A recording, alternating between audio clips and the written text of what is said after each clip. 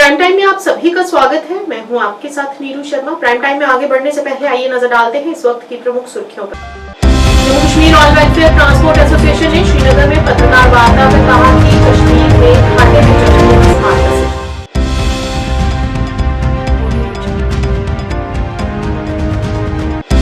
SSP traffic ने श्रीनगर में दोपहिया वाहन चालकों को हेलमेट वितरित किए और उन्हें यातायात के नियमों से अवगत किया।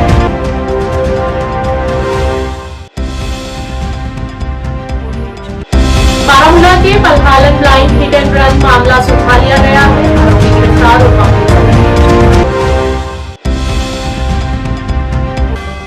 अब समाचार विस्तार से। जेएनके ट्रांसपोर्ट वेलफेयर एसोसिएशन के महासचिव मोहम्मद यूसुफ ने आज श्रीनगर में पत्रकारों को संबोधित करते हुए कहा कि कश्मीर में घाटे में स्मार्ट बसें चल रही हैं। अधिकारियों द्वारा श्रीनगर में परिवहन निगम की बसों में प्रवेश पर प्रतिबंध लगाने से आक्रोश है।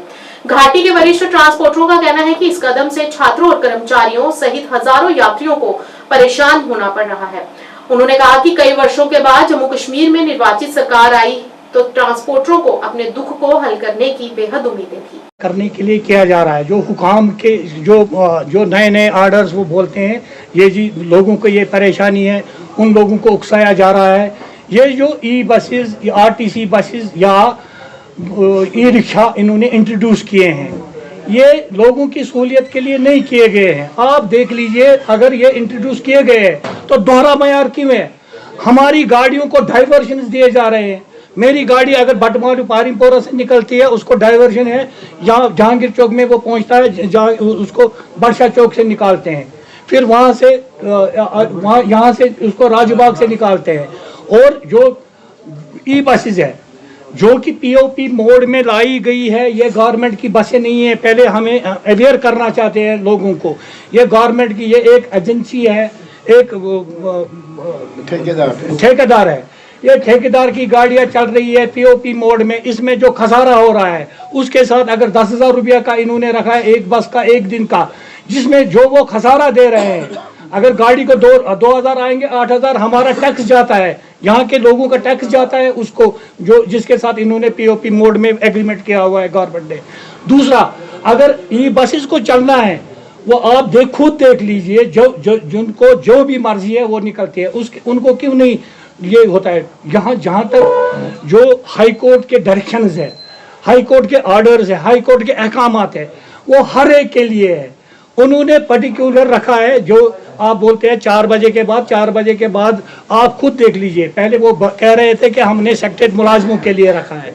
जब हम वहाँ गए तो वहाँ सेक्रेटरी मुलाजिम नहीं, वहाँ आम लोग उसमें चढ़ रहे थे।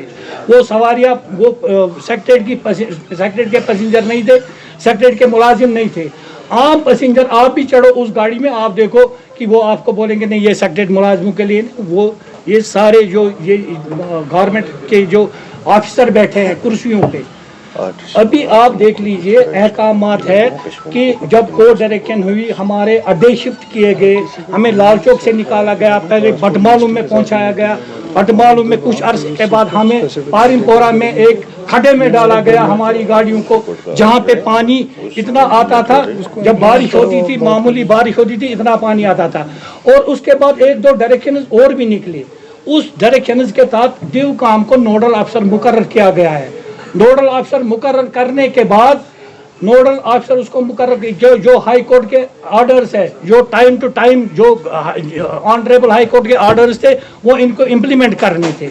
लेकिन ऑन ग्राउंड इन्होंने सिर्फ वो जो कोर्ट के ऑर्डर्स थे, बसों जो मखसूस जो बटमालू अड्डे से चल रहे थे, बाहर चल रहे थे, बटमालू के बाहर चल रहे थे, उन पे इम्प्लीमेंट किया गया। सड़क यातायात दुर्घटनाओं को रोकने के लिए सामूहिक प्रयास का आह्वान करते हुए SSP traffic city Muzaffar Shah ने आज अभिभावकों से आग्रह किया कि वे नाबालिगों को 2 पहिया या 4 पहिया वाहनों तक पहुंच की अनुमति न दें। मीडिया से बात करते हुए एसएसपी ने उन सवारों को हेलमेट वितरित किए जो यातायात नियमों का उल्लंघन करते पाए गए।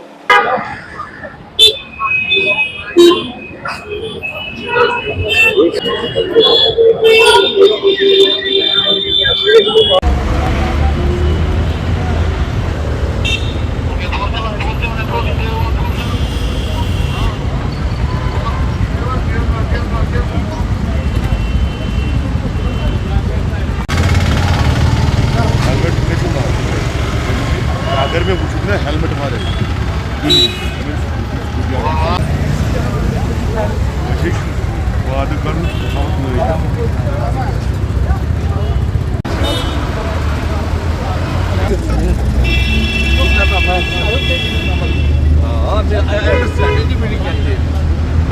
without number being misused anywhere.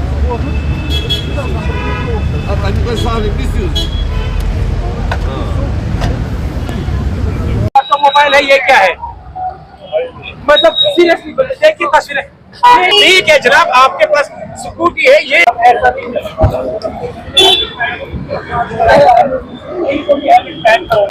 बाकी लोगों आप देख सकते हैं ट्रिपल राइडिंग है, लेकिन ट्रिपल राइडिंग मैं फिलहाल ये आप तस्वीर में देख सकते हैं यहाँ पर।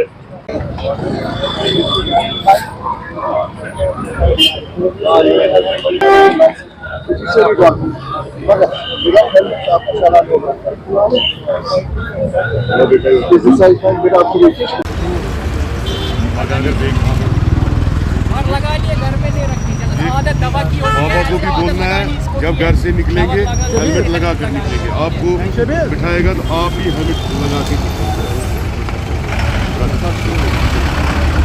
हेलमेट ज़्यादा से ज़्यादा 1000 से लेकर 1500 रुपये तक की आ सकती है। और मैं आपको बता दूं यहाँ पर हालांकि हमसे को खुदारा इस चीज़ के लिए हम एक्सक्यूज बनाते हैं कि 1000 का चला लेंगे, लेकिन ये आप बच्ची देखिए, आप छोटी सी बच्ची है, हालांकि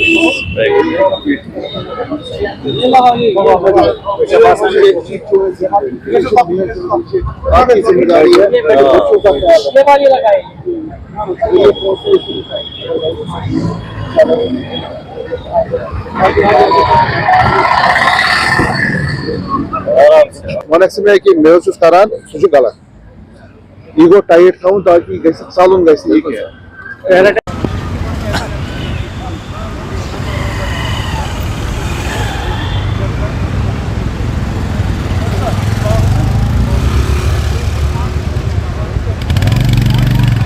प्रोसेस है जो ट्रैफिक पुलिस फील्ड पे ये कई दिनों से चल रहा है, ये कंटिन्यू रहेगा और इसका इम्पैक्ट है रोड पे, आप भी देख रहे होंगे इसका काफ़ी इम्पैक्ट है कि लोग अब हेलमेट भी पहनते हैं, विदाउट ड्राइविंग लाइसेंस कोई नहीं चलता है, इसका काफ़ी असर हुआ है रोड पे। अब ये उस पे सीज नहीं होती है गाड़ी की अगर ओनरशिप बाहर की हो, ये उन गाड़ियों का डिटेल्स निकाली गई, उनमें कुछ डॉक्यूमेंट्स कम थे या किसी को पेंडिंग चालान थे, तो अगर चालान पेंडिंग ज़्यादा होंगे तो वो गाड़ी भी सीज हो सकती है।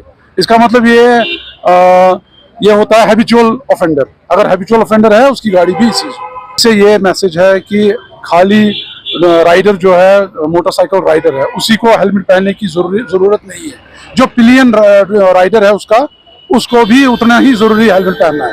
तो ये मैसेज आज की इसीलिए थी, इसीलिए बच्चों को भी हेलमेट दिए गए। बहुत ज़्यादा फर्क पड़ा है, बहुत ज़्यादा फर्क पड़ा है। जो ये ड्राइव्स कंटिन्यू रही हैं इससे एक मैसेज गई है आगे, तो अब वो लोग ये लाइसेंस या हेलमेट नहीं पहनते जिनको अभी पता नहीं है, जो भी इस वक्त इस ज़द में आ रहे हैं, क्योंकि कोर्ट से भी काफ़ी कोऑपरेशन इस बारे में मिल रहा है हमें। जी। और वहीं SSP traffic rural Kashmir Ravindrapal Singh Handwara और घाटी के अन्य हिस्सों जैसे क्षेत्रों में यातायात उल्लंघनों को संबोधित करने और सड़क सुरक्षा बढ़ाने के लिए सक्रिय रूप से पहल कर रहे हैं। हाल की गतिविधियों में ओवरलोडिंग, लापरवाह ड्राइविंग, उचित दस्तावेज के बिना ड्राइविंग और नाबालिगों द्वारा वाहन चलाने जैसे सामान्य मुद्दों को लक्षित करने वाले प्रवर्तन अभियान शामिल हैं। इन प्रयासों का उद्देश्य यातायात कानूनों के पालन को बढ़ावा देना रहा। इसके अतिरिक्त जनता को यातायात नियमों का पालन करने के महत्व के बारे में शिक्षित करने के लिए जागरूक अभियान शुरू किया गया है। एसएसपी ने अभिभावकों से भी आग्रह किया है कि वे नाबालिगों को गाड़ी चलाने से हतोत्साहित करें और सुनिश्चित करें कि उनके वाहन सुरक्षा मानकों को पूरा करें।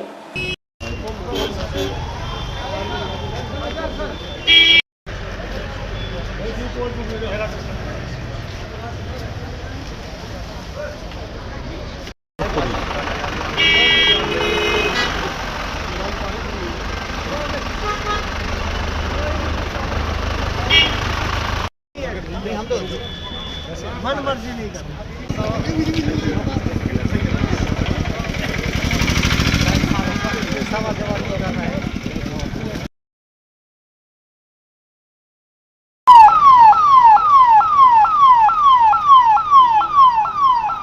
आज ये हमारा यहाँ पे एक तो हम लोग सोपोर से होते हुए यहाँ पे आए हुए हैं और सुबह मॉर्निंग में वहाँ पे हम लोगों ने एक स्पेशल ड्राइव किया और यहाँ पे भी मकसद यही है कि हमारा एक तो डिकंजस्ट रखें और ट्रैफिक का फ्लो जो है वो हैसल फ्री रहे और उसके साथ साथ एक अवेयरनेस भी एक लाएँ आपके माध्यम के थ्रू। और इनफैक्ट कुछ ड्राइवर्स के साथ भी हम लोगों ने बात की, सोपोर में भी की और यहाँ पे भी करेंगे। और ताकि वो उनको जो कानून है हमारे जो ट्रैफिक के तेज उन्होंने फॉलो करने हैं, दे शुड फॉलो। क्योंकि मुझे अभी लग रहा कि एक जो सेंस ऑफ रिस्पॉन्सिबिलिटी और जो इनकी सिविक सेंस जो रहती है वो भी अभी थोड़ा सा हमें लग रहा कि कोशिश हमारे अवेयरनेस प्रोग्राम के थ्रू वो भरपूर हो जाएगी। और दे हैव टू फॉलो, जो भी हमारे कम्यूटर्स हैं, चाहे वो पॉपुलेशन यहाँ की है, जो भी जिसके पास DL है अपनी, they have to follow the rules and regulations so that, क्योंकि पिछले कुछ दिनों में कोई intensity of the fatalities and accidents वो एनहांस हुए हैं। We have to curtail those accidents. It will be through you people only, जो भी हमारे लोग हैं यहाँ पे। अगर जो तमीज़ जो होती है, जो डिसिप्लिन होता है अगर ड्राइविंग का, अगर वो हम लोग फॉलो करेंगे 100% हमारा कटेलमेंट हो सकता है इसमें। क्योंकि हम लोगों ने गशी वे में, रैशनेस में नेग्लिजेंट ड्राइविंग नहीं करनी है हम लोगों ने। We have to follow it. Speed limit आपको पता ही है, हमारे रोड जितने भी फार फ्लंग एरियाज में रोड हैं और हमारा जो स्पीड है वो लिमिटेड रहता है, क्योंकि roads are not permitting us to drive to that speed जो it can exceed and it can be the एक सबब बनता है हमारा कि वो एक्सीडेंट्स का भी। उसके साथ साथ ओवरलोडिंग जो है हम लोगों ने 100% जीरो टॉलरेंस उसका रखा हुआ है। We are not going to tolerate आपका ओवरलोडिंग जो रहेगा। ओवरलोडिंग का भी बहुत बड़ा एक पहलू रहता है जो कि एक्सीडेंट, क्योंकि फार फ्लंग एरिया कई बार हम लोग बर्फ भी पड़ेगी और स्लिपरी भी रहेगा ये इलाका। और उसके साथ साथ क्योंकि ओवरलोडिंग के सबब के साथ साथ क्योंकि वो लोग 3-3 4-4 सवारियाँ, इनफैक्ट मैंने देखा कि कई सवारियाँ यहाँ पे आपके स्टीयरिंग इस साइड, ड्राइवर के साइड से भी, राइट साइड से भी वो बैठती हैं, तो that will not be tolerated. मैं उनको भी आगाह करना चाहता हूँ कि आप विद इन लिमिटेड जो प्रिस्क्राइब्ड आपका इंटेक है उसी में बैठाएं, चाहे वो आपकी कैब्स हैं, हमारी टैक्सीज हैं या फिर बड़ी गाड़ियाँ हैं जो मिनी बसेस भी रहती हैं, मेडोर रहती हैं, तो उनके ड्राइवर हजरात से भी मेरी रिक्वेस्ट रहेगी। और स्पीड का लिमिट रखें, ओवरलोडिंग ना करें और अपने डॉक्यूमेंटेशन जितना भी रहता है, HSRP रहता है, आपका पोल्यूशन रहता है, आपका इंश्योरेंस रहता है, फिटनेस पे बहुत ज़्यादा मैं यहाँ पे जोर दे रहा हूँ। क्योंकि ये इलाके जो हैं बहुत दूर दराज के इलाके हैं, मैकेनिकल चेकअप जो उनका रनअप होना चाहिए, फिटनेस बहुत ज़रूरी है। हमारी जो गाड़ियों की फिटनेस बहुत ज़रूरी है, लाजमी है। और अगर फिटनेस नहीं है तो खुदारा वो करवा लीजिए, अदरवाइज रोड पे मत आइए, क्योंकि I am going to seize your vehicles also. उसके साथ साथ पेरेंट्स को भी मेरी एक रिक्वेस्ट है कि पेरेंट्स भी अपने टीनेजर्स जो हैं, जो ब्रूडिंग किड्स हैं, they required your teaching, they required your education, don't give them, उनको उस हद तक एजुकेशन दें कि ताकि वो उनमें अच्छी बातें इनकलकेट हों, ना कि आप उनकी जो मनमानी सुने। और ना ही उनको 2 व्हीलर्स दीजिए और ना ही अपने 4 व्हीलर्स, बिकॉज उनके DL नहीं होता, उसके पेनलाइज हो जाएंगे आप लोग। और एज पर प्रोविजंस हमारे पास बहुत बड़े प्रोविजंस यहाँ पे रहते हैं, they can be penalise as well as they can be put behind the bar also. Baramulla जिले के उत्तरी शहर पट्टन में पुलिस ने बुधवार को एक ब्लाइंड हिट एंड रन मामले को सुलझाने का दावा किया और बड़गाम से एक वाहन जब्त करने के अलावा इसमें शामिल एक ड्राइवर को भी गिरफ्तार कर लिया है। ये बात पट्टनशाही के पट्टनशाही जॉन अहमद के थानेदार ने 7 पट्टन में प्रेसकार वार्ता के दौरान कही। 15 नवंबर 2024 को पुलिस स्टेशन पुलहालन को बारामूला से श्रीनगर की ओर जा रहे एक अज्ञात वाहन की टक्कर की सूचना मिली और मजकोरा ने पारसा रेस्टोरेंट के पास एक राहगीर नजीर अहमद सूफी पुत्र स्वर्गीय अब्दुल रहमत सूफी निवासी सदरबुल पलहालन को टक्कर मार दी। उन्होंने कहा कि सूचना पर कार्रवाई करते हुए BNS पुलिस स्टेशन पट्टन में FIR दर्ज कराई गई थी, जिसे सुलझा लिया गया है। बहुत शुक्रगुजार हूँ कि आप हमारे शॉर्ट नोटिस पे यहाँ पे आए। मैं एक हिट एंड रन केस यहाँ पे हुआ था 15 तारीख को, उसके बारे में आपसे कुछ डिटेल शेयर करनी थी, उसीलिए आपको यहाँ पे आज तकलीफ दी गई है। 15 नवंबर सुबह 7:30 बजे का वाक़या है कि एक पुलिस चौकी पलहालन को एक इन्फॉर्मेशन मिलती है कि एक्सीडेंट पलहालन में पेश आया है। तो उसी समय इमीडिएटली हमारी पार्टी जो है वो स्पॉट पे पहुंचती है। वहाँ पे एक पेडिस्ट्रियन जिनका नाम नज़ीर अहमद सूफी है, पलहालन के रहने वाले हैं, उनको इंजर्ड कंडीशन में पुलिस पार्टी ने वहाँ से हॉस्पिटल में शिफ्ट किया। बाद में जब उनकी वफ़ात हो गई उसके बाद इमीडिएटली पुलिस ने जो है अपनी कार्रवाई स्टार्ट की। वहाँ से स्पॉट से लेके जितने भी CCTV थे उसमें हमने बारामूला डिस्ट्रिक्ट की तरफ जो रूट था उस पर हमारी पार्टी जो है बिल्कुल कैमरा देखने में लगी। वहाँ से तकरीबन 50 कैमरे एनालाइज किए होंगे पलहालन से लेके शीरी तक। तो फाइनली जब हमारी टीम शीरी पहुँच गई तो शीरी के आगे कोई भी गाड़ी की क्लू नहीं मिल रहे थे कि गाड़ी कहाँ गई। तो अनफॉर्चुनेटली स्टार्टिंग में हमारे पास कोई भी गाड़ी का नंबर नहीं था, खाली गाड़ी के कुछ मार्क्स या मॉडल जो है वो उसका हमें अंदाज़ा था कि ये गाड़ी है। तो जब शीरी में वहाँ पे उस दिन हम 15th को पहुँचे, फिर उसके बाद हमने फॉलो बैक स्टार्ट की कि 14th को गाड़ी ऑब्वियसली पहुँची होगी। तो 14th को जब हमने कैमरे में एक CCTV में शीरी में देखा कि कुछ लड़के जो हैं गाड़ी के पीछे लटके हुए थे, तो पता करने पे वहाँ पे ये मालूम हुआ कि वहाँ पे एक PA की भर्ती थी। कुछ लोगों ने गाड़ी हायर की थी, जो इस गाड़ी पर्टिकुलर गाड़ी जो कमिश्नर कराए, तो उसमें फिर हमने बैक साइड पे जितने भी इनबुट कैमरेज हैं उनको हमने जो है एनालाइज करना स्टार्ट किया। जब फिर से हम वापस पलालन से श्रीनगर की तरफ जितने कैमरे लगे हुए वो हमने चेक करना स्टार्ट किए। तो पलालन से जब हम हाजीवीरा की तरफ पहुंचते हैं तो हाजीवीरा तक लास्ट गाड़ी का जो है गाड़ी स्पॉट होती है। तो हाजीवीरा से जब नारबल और आगे शाल टैंक हम श्रीनगर की कैमरे देखते हैं तो वहाँ पे गाड़ी उन कैमरों में नहीं। हाजीवीरा से मे भी राइट टर्न लिया होगा, क्योंकि उस साइड से एक रास्ता है जो बड़गाम डिस्ट्रिक्ट की तरफ निकलता है।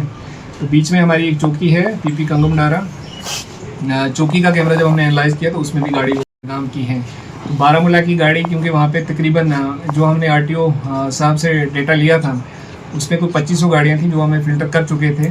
तो बारामूला के बाद जब हमें पता चला कि अब बारामूला रूल आउट कर लिया, फिर हमने बड़गाम पे वर्क करना स्टार्ट किया। फिर बड़गाम में I think more than 500 vehicles का डेटा जो हमारे पास आया था, तो उसमें फिर हमने वहाँ पे जो लोग TA की भर्ती में भी कुछ लड़के। कटरा वैष्णो देवी में लग रहे रोपवे को लेकर स्थानीय दुकानदारों द्वारा 25 नवंबर को धरना प्रदर्शन किया जा रहा था। वहीं जब SHO कटरा चमन गोरखा ने उन्हें समझाने की कोशिश की तो प्रदर्शनकारियों ने पुलिस पर पत्थर मारना शुरू कर दिए, जिसमें SHO कटरा के साथ साथ कुछ पुलिसकर्मी घायल हो गए। इस संदर्भ में कल रात पुलिस द्वारा 4 लोगों को हिरासत में ले लिया गया है।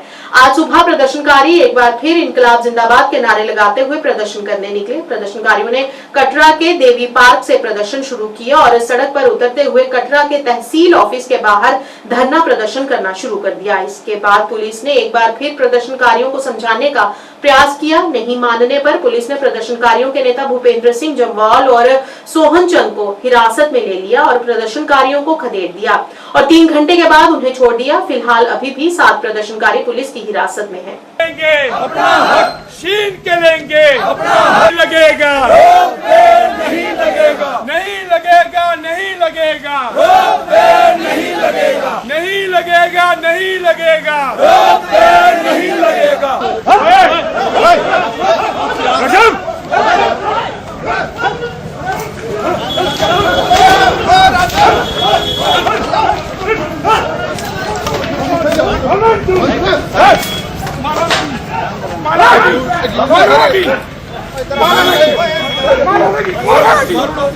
प्यार करना तो प्यार करना, मारो गोली मारो।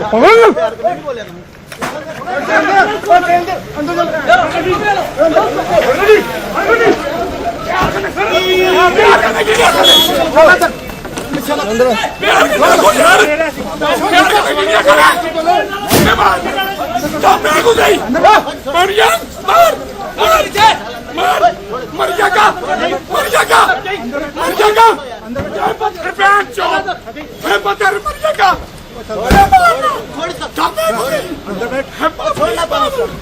पीछे डालो, पीछे चल, बाजा पीछे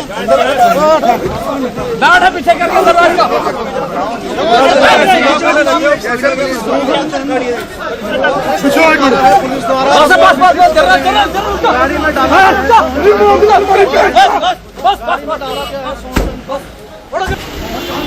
बिल्कुल कितना होना जेड़ा कितने का सर हस्तियार बाकी पीछे चलो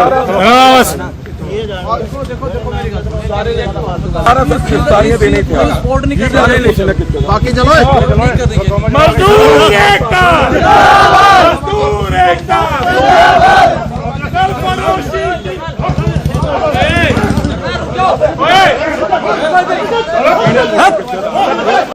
हमारा यहाँ से जाने का मकसद ये था कि कल से हमारे जो लड़के थे पकड़ दकड़ शुरू हो गई थी।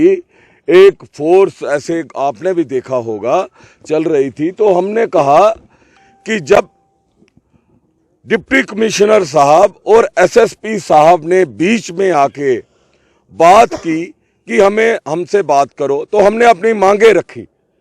जब मांगे रखी हमने कि रोप वे नहीं लगना चाहिए, अगर रोप वे लगे तो चाहे मजदूर है चाहे दुकानदार है उनसे बात की जाए, उनको रिहेबिलिटेट किया जाए, उनको कंपनसेट किया जाए। चाहे कोई भी आदमी है जो रोप वे से प्रभावित होता है, चाहे दरूड़ का है या बाणगंगा का है या घोड़े वाला है, पालकी वाला है, कटरे वाले हैं, जिन्होंने दुकानें दी हैं, कमरे दिए हैं, सारे लोग। ये हमारी स्मॉल स्केल इंडस्ट्री है। 4-5 करोड़ रुपया रोज मजदूर कटरा में लेके आते हैं और जितनी दुकानें हैं जरूर कोई 5-10 करोड़ रुपया यहाँ पे यात्री हमारे लोगों को दुकानों पे बटाया करते हैं। पैसे कोई चिप्स ले रहा है, जूस ले रहा है। तो हमारा ये कहना था कि ये डीसी साहब को कि हमारे लोगों से बात करनी पड़ेगी, ऐसे आप नहीं इसको लगा सकते। आप लोग कटरा वाले किसको समझते हो?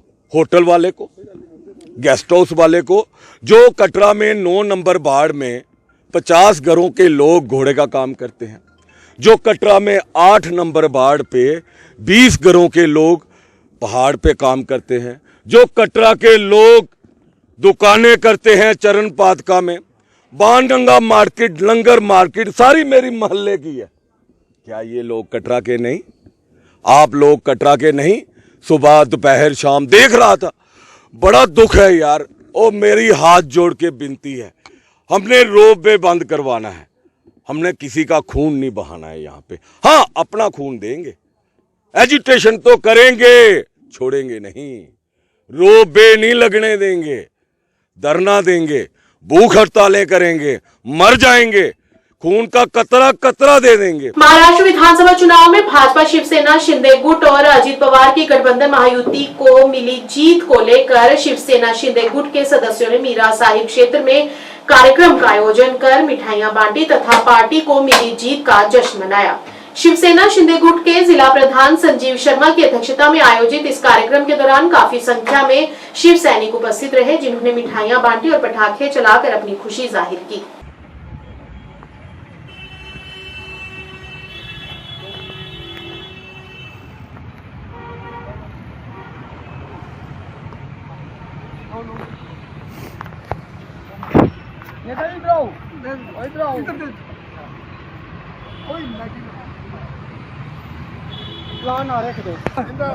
शिवसेना, भारत माता की जय, भारत माता की जय, भारत माता की जय। आज हर शिव सैनिक और हर भारतीय खुश है कि विकास के नाम पे जिस तरह महाराष्ट्र में लोगों ने वहाँ पे महायुति को वोटिंग की और शिंदे साहब की अध्यक्षता में इलेक्शन हुए और अच्छा रिजल्ट आया और शिवसेना ने बढ़ चढ़ कर वहाँ पे बम्पर वोटिंग हुई और जिससे हमारा जो भाजपा के साथ जो अलायंस है वो आगे आया और सरकार बनने वाली है। मैं सभी शिव सैनिकों और सभी भारतवासियों को शुभकामना देता हूँ देश के विकास के लिए और राष्ट्र की सुरक्षा के लिए। एनडीए का जो दल इस वक्त भारत में सरकार चला रहा है केंद्र में, हम उनका सभी का धन्यवाद करते हैं और साथ ही सभी भारतवासियों का जिन्होंने महाराष्ट्र की सरकार के ऊपर भरोसा किया। उत्तरी कश्मीर के बानीपुरा जिले के सीएचसी सुंबुल क्षेत्र में यूएसजी मशीन और एक्सरे मशीन खराब होने से सोनावारी में मरीजों को परेशानियां हो रही हैं। स्थानीय लोगों ने बताया कि दोनों मशीनें 15 दिनों से अधिक समय से खराब हैं, जिससे लोगों को काफी परेशानियों का सामना करना पड़ रहा है। उन्होंने कहा कि इस मुद्दे के संबंध में स्कीम्स के एचओडी से संपर्क किया तो उन्होंने आश्वासन दिया कि समस्या का समाधान किया जाएगा और दोनों मशीनें 24 घंटे में काम करने लगेंगी, लेकिन ऐसा कुछ नहीं हुआ। अब स्थानीय लोगों ने उच्च अधिकारियों से हस्तक्षेप कर इस समस्या का जल्द से जल्द समाधान करने की अपील की है।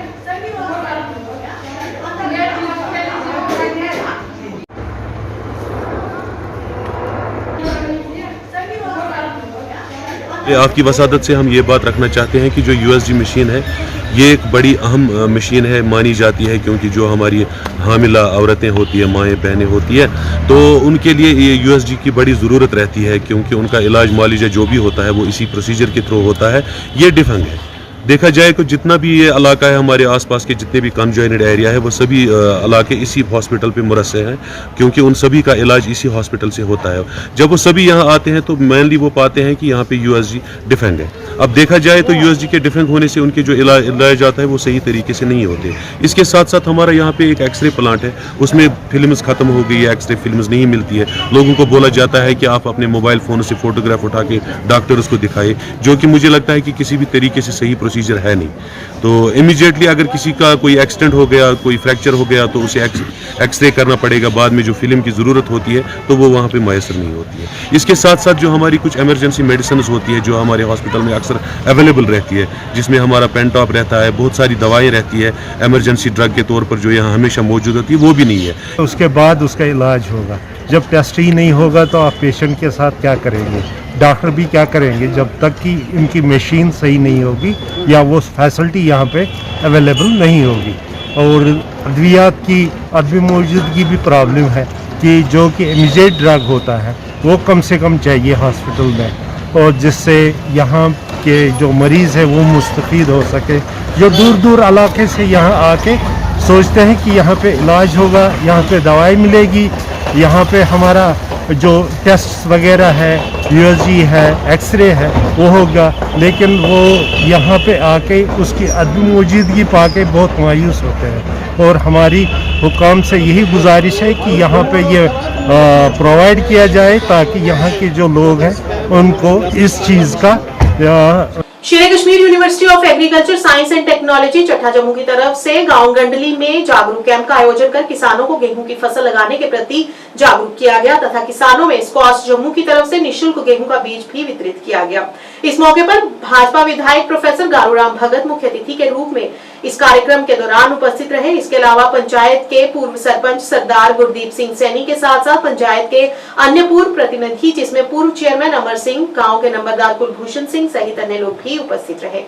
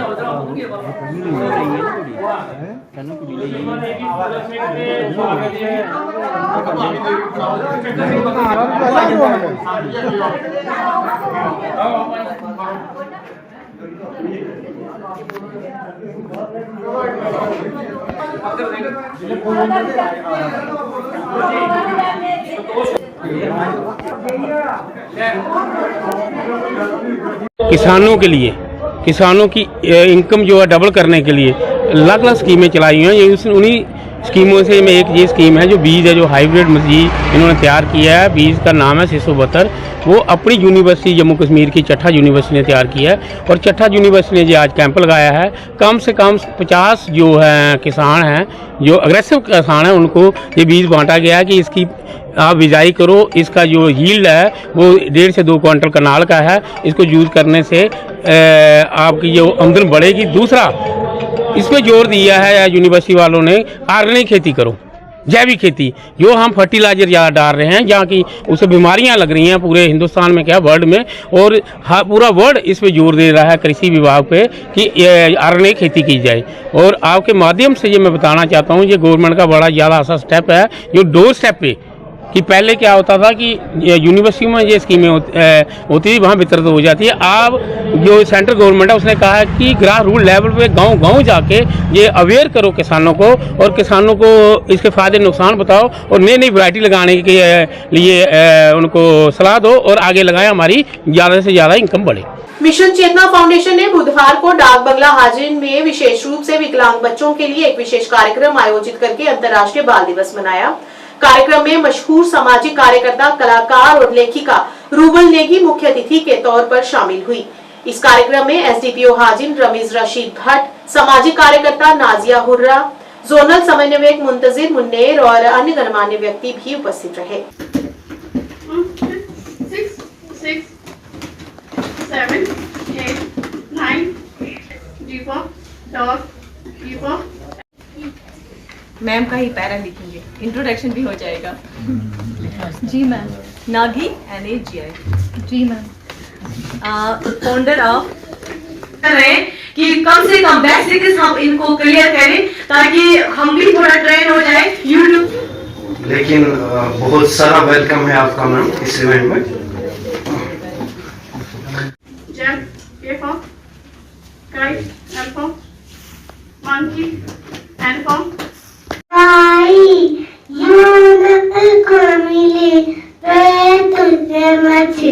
आपको मैं ये कहूं कि अपने दिल की मैं एक बात शेयर करना चाहूंगा। एक मशहूर मकौला है, टू मीट करूं मैं अपने बच्चों की, जिनको रोज हम कहते हैं भाई चलो स्कूल जाओ, नहीं पापा मुझे आज स्कूल जाने का मन नहीं है।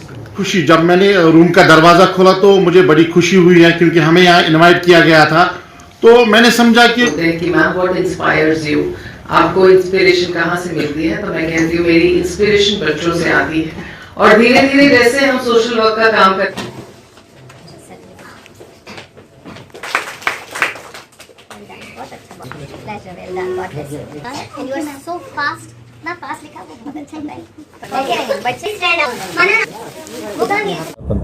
सर आज का जो प्रोग्राम है ये मिशन चेतना फाउंडेशन की तरफ से है।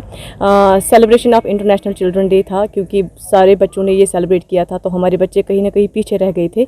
तो प्लस इसमें प्रोग्राम का मकसद यही था कि कुछ इंस्पिरेशनल स्टोरीज़ और जिन बच्चों ने हमें रिसेंटली 10th पास किया है उनको अप्रिसिएशन वगैरह दिए जाए और उन पेरेंट्स को जो ऐसा समझते हैं कि हमारे बच्चे कुछ नहीं कर सकते उनको मोटिवेशन मिल जाए, उनको हिम्मत और मिले ताकि वो बच्चों को ज़्यादा से ज़्यादा सपोर्ट करे एजुकेशन। नमस्कार, सलाम, मेरा नाम रूबल नागी है और आज मैं यहाँ पे हूँ। पहले तो मुझे बहुत खुशी हो रही है क्योंकि मैंने इतने सारे क्यूट बच्चों से जो इतने अच्छी चीज़ें उन्होंने प्रेजेंट की और एक बच्ची ने तो इतना अच्छा गाया कि ऐसा लग रहा था वो बच्ची बंदी ना हो, गाती रहे। और आप देखिए कि मैं हमेशा कहती हूँ हमारे देश के हर कोने में टैलेंट है, मैं तो कहती हूँ हर बच्चे में वो हुनर है, हमें सिर्फ उसको बाहर लाने की देर है। और आज यहाँ पे जो प्रोग्राम है, जो बच्चे आँखों से नहीं देख सकते हैं और कुछ बच्चे उनमें ऐसे भी थे जो सुन नहीं सकते, बोल नहीं सकते, लेकिन फिर भी आप सब ने देखा कि फिर भी उन्होंने कितने अच्छे से हर प्रोग्राम को प्रेजेंट किया। मेरा यही मानना है कि हम ये ना कहें ऐसे बच्चे, इन बच्चों को हम कहें बच्चों को। पहले तो इन्हें रेगुलर बच्चों से अलग देखना ही गलत है और आज सरकार भी बहुत सारे ऐसे इनिशिएटिव्स बच्चों के लिए लेके आ रही है। आगे स्कूल्स में ऑर्गेनाइजेशंस के माध्यम से जो बच्चों तक पहुंच रहे हैं, लेकिन कहीं ना कहीं हर इंसान तक, हर ऑर्गेनाइजेशन तक वो नहीं पहुंच सकता है। तो जो टीचर्स हैं उस ऑर्गेनाइजेशन की, ये उनका काम है कि अपने आप को अपडेटेड रखें और हर वो फ़ायदा जो सरकार दे रही है उसे लें। एंड मैं बहुत खुश हूँ आज यहाँ आके एंड मैं सब पूरा थैंक यू नाजिया को कहूँगी क्योंकि इनसे मिलके मुझे ऐसा लगा कि मुझे यहाँ आना चाहिए और एक बार बच्चों से मिलके थोड़ा सा देख लेना चाहिए कि हम यहाँ पे क्या कर सकते हैं। और वो इतना अच्छा काम कर रही हैं। सिर्फ डोनेशन देना ही सोशल वर्क नहीं होता। आई थिंक सबसे बड़ा काम है अपना समय किसी को देना और बच्चों के लिए, हमारी महिलाओं के लिए, उनके पेरेंट्स के लिए आप जब टाइम देते हैं, उनके लिए कुछ करने का जज्बा रखते हैं तो वो बहुत बड़ी बात है। So I am very very happy and I just hope and pray कि हम सोसाइटी में ऐसे और लोग आगे आएं जो बच्चों में डिविजन्स करना बंद कर दें। ये बच्चे ऐसा कर सकते हैं, ये वैसे कर सकते हैं और सब एक साथ मिल। नेशनल कॉन्फ्रेंस के वरिष्ठ नेता मुस्तफा कमाल ने जम्मू कश्मीर की राज्यसभा सीटों के लिए चुनाव में देरी पर सवाल उठाए। उन्होंने जम्मू कश्मीर में संविधान को मिटाने की कोशिश पर भाजपा की कड़ी आलोचना की। उन्होंने कहा कि भाजपा की गलत नीतियों से जम्मू कश्मीर की जनता को गुमराह किया जा रहा है और यहाँ पर हर क्षेत्र में जम्मू कश्मीर पिछड़ चुका है। उन्होंने कहा कि भारत एक लोकतांत्रिक देश है और यहाँ पर अपने अधिकारों के लिए आवाज उठाने की अधिकार सभी को है। जो राज्यसभा के इलेक्शंस आप कह रहे हैं कि बाकी स्टेट्स में जो वो तैयारी कर रहे हैं, जम्मू कश्मीर के बारे में मरकज़ी सरकार खामोश है। अगर ये आपकी इसमें राय है या शिकायत है तो ये साफ तौर से जो वाज़ेह कर देता है कि बीजेपी सरकार जो मरकज़ में इस वक्त इक़्तिदार में है, तो वो जाहिर है कि वो जम्मू कश्मीर को हर महाज पे पीछे धकेलना चाहते हैं। और राज्यसभा की आज की बात नहीं है, और ये एक इशारा देता है कि इनका वो इरादा जो आज सुर्खियों में है अखबारों में कि आइन जो जम्मू कश्मीर का है उसके बारे में इनकी राय यही है कि आइन पूरी तरह से ख़त्म किया जाए। लेकिन बदकिस्मती ये है, हिंदुस्तान की जमहूरियत सबसे बड़ी जमहूरियत दुनिया में है, मानी हुई बात है, और वहाँ इस किस्म की बात करना एक हिस्सा हिंदुस्तान का जो महदूद और मखसूस तरीके से हिंदुस्तान का हिस्सा बना, हिंदुस्तान से में हम ने इल्हाक किया 1947-48 में, लेकिन उसमें जम नहीं हुए। मामला हमारे मुल्क ने ही, हिंदुस्तान ने ही, उस वक़्त के प्रधानमंत्री ने, जवाहरलाल नेहरू ने मसले को अक़वाम मुत्तहिदा में ले लिया, और वहाँ उन्होंने कहा कि हम अमन चाहते हैं, आपसे बातचीत से मसले को हल करना चाहते हैं।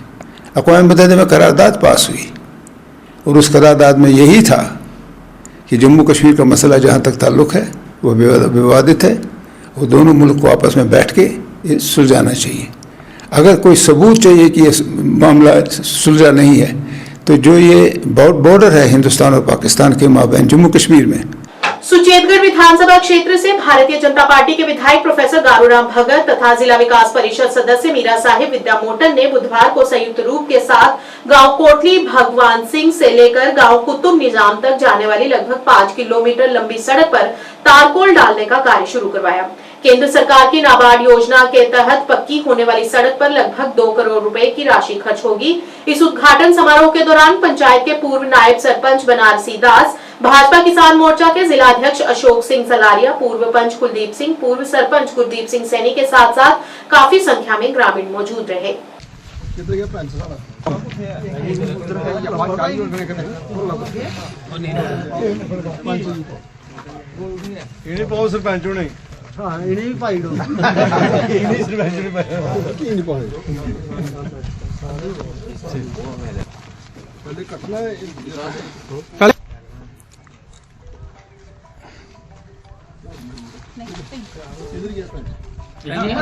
आगे आइए पैंट साहब भी करना ही ना। ठीक है, कटो। जय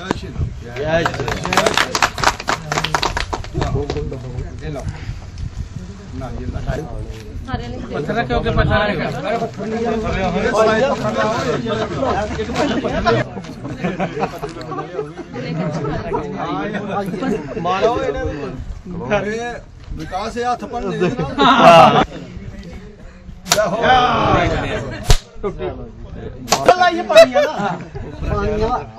पानी दिखना ये तो मलाई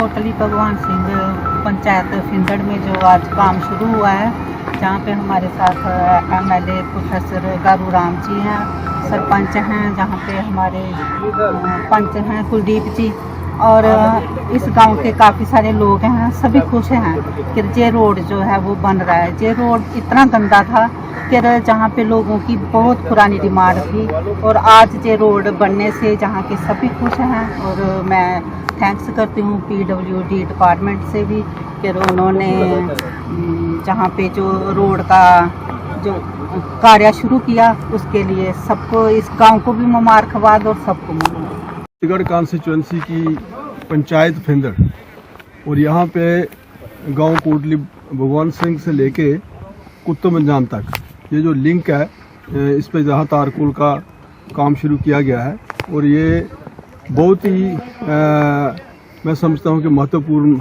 ये लिंक था। इसको कम से कम 4-5 पंचायतें जो है इस लिंक से जुड़ती हैं, और इसके ना बनने से इसकी खस्ता हालत थी, और लोगों को काफ़ी दिक्कत थी आने जाने में, बहुत परेशानी थी।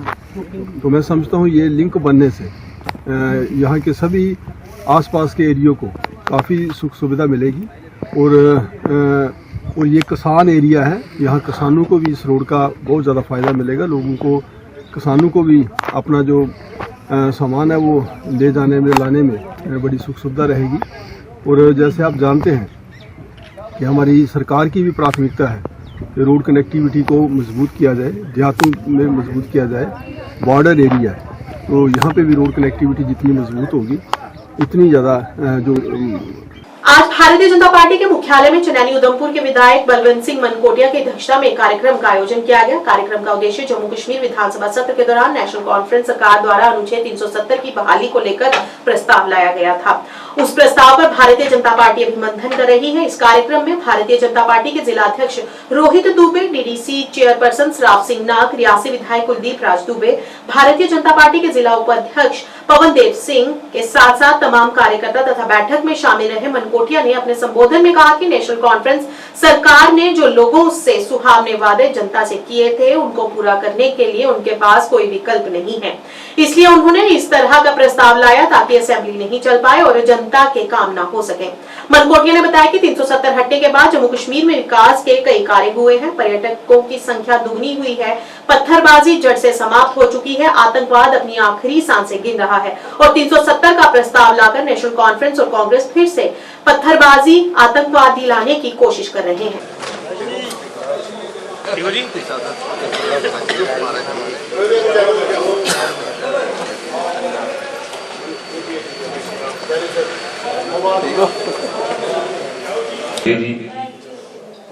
हमारे बीच में बैठे हुए साहब जो हमारे प्रत्याशी रहे हुआ पहले ही सेशन में,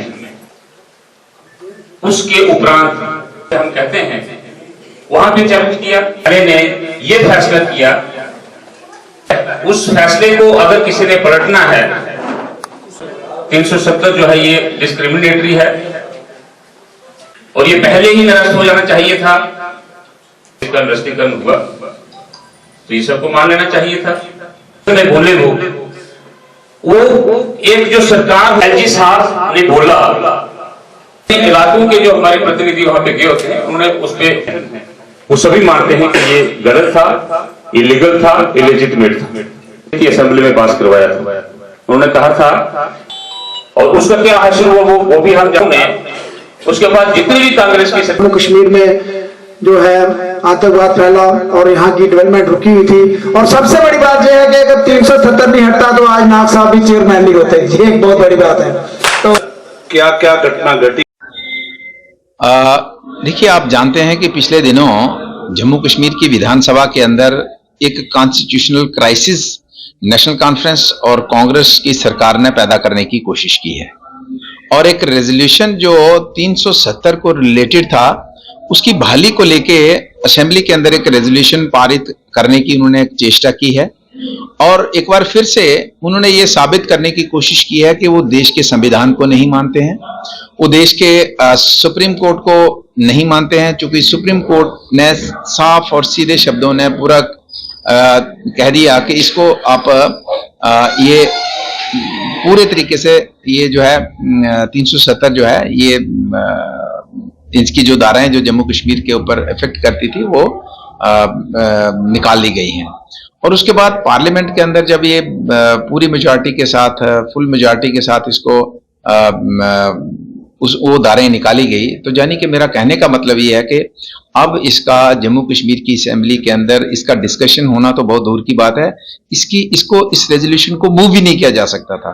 इसलिए आज हमने बैठक रखी थी कि गैर कानूनी तरीके से एक कॉन्स्टिट्यूशनल क्राइसिस पैदा करने की कोशिश की है, असंवैधानिक तरीके से एक रेजोल्यूशन असेंबली के अंदर नेशनल कॉन्फ्रेंस और कांग्रेस ने पारित करने की कोशिश की है और जम्मू कश्मीर के लोगों को एक बार फिर से भ्रमित करने की कोशिश की है। लेकिन मैं ये भी कहना चाहूंगा कि अभी रिसेंटली जो चुनाव हुआ है महाराष्ट्र का, उसमें लोगों ने बड़ा साफ और सीधे शब्दों में ये मैसेज दे दिया है कांग्रेस सरकार को, कांग्रेस पार्टी को और नेशनल कॉन्फ्रेंस और कांग्रेस की यहाँ पे तो सरकार है, उन दोनों को मैसेज दे दिया और नेशनल लेवल पे कांग्रेस को मैसेज दे दिया, आउटराइटली उनको रिजेक्ट कर दिया, ये मैसेज दे दिया कि 370 के ऊपर आप चर्चा करने की कोई गुंजाइश नहीं, अगर आप करोगे तो यही हाल होगा जो आपने इस महाराष्ट्र के चुनाव में देखने को मिला है। ये लोगों ने मैसेज दे दिया है।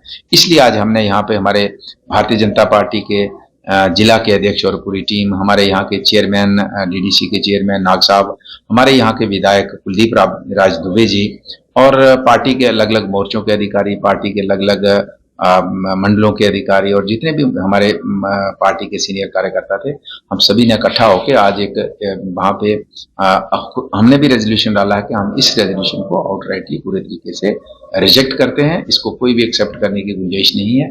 तो यही आज बैठक थी और इस बैठक में आपको नहीं लगता है कि जो 5 दिन सदन चला उसमें लोगों की ये बात होनी चाहिए थी, और जो जिस तरह से देखा गया कि ये आपके साथ धक्का मुक्की की गई, आपको देखिए हमारा हम तो ये लोगों की बात होनी चाहिए थी, लेकिन वो हंगामा किया गया, आपकी तरफ से कोई कसर नहीं छोड़ी गई। देखिए हमने पहले दिन ही स्पीकर साहब से मुलाकात करके उनसे बैठक करके कि हम पूरे तरीके से अगर आप रूल्स के तहत काम करोगे तो हम आपको पूरे तरीके से कोऑपरेट। प्राइम टाइम के आज के इस अंक में इतना ही। नया अंक लेकर फिर हाजिर होंगे, तब तक के लिए दीजिए इजाजत। नमस्कार।